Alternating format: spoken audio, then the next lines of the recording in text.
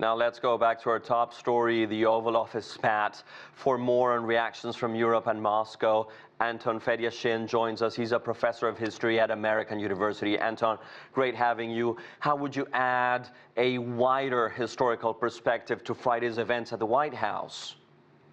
Well, this is a reminder that when you deal with democracies, one president's promise doesn't bind his successors to it. And this is what Zelensky's run up against in the difference between how loyal Joe Biden's administration was to him and how much money they threw at him, and how Biden's successor has completely upended the American commitment to Ukraine.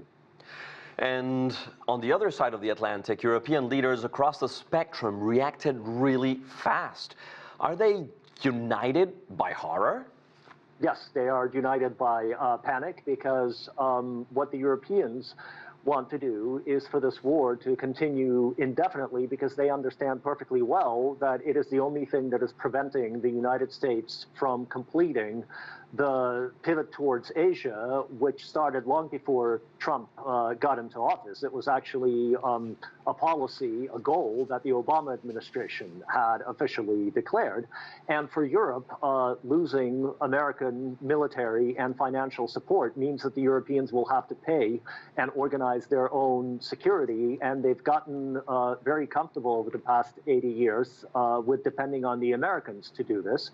As long as the war in Ukraine goes on, they have a hope of keeping the Americans pinned, at least their attention on Europe. But once the war is over, they are afraid that the U.S. will go east.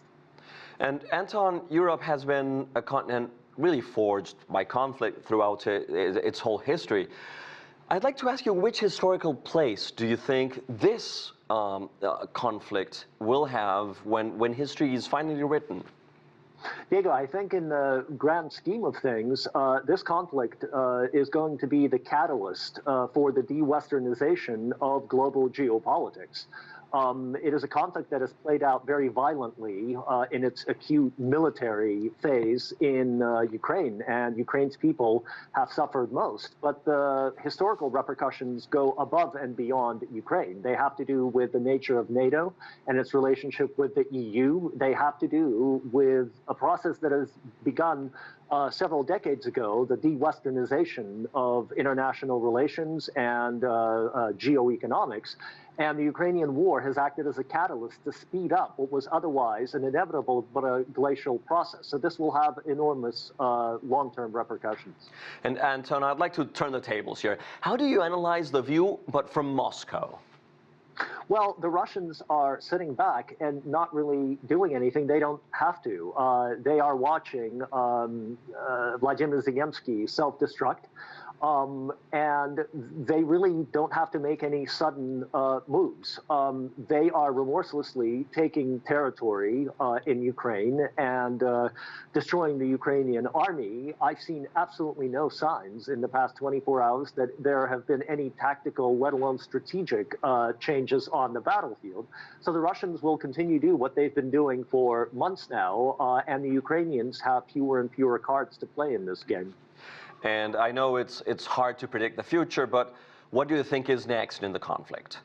Well, the big question is to see what happens to Volodymyr Zelenskyy, because although he keeps quoting public opinion surveys that show enormous amount of support for him.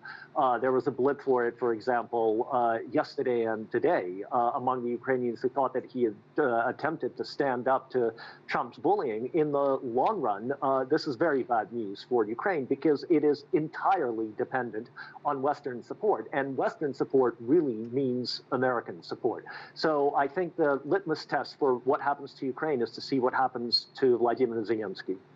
Anton Fedyashin, thank you for joining us.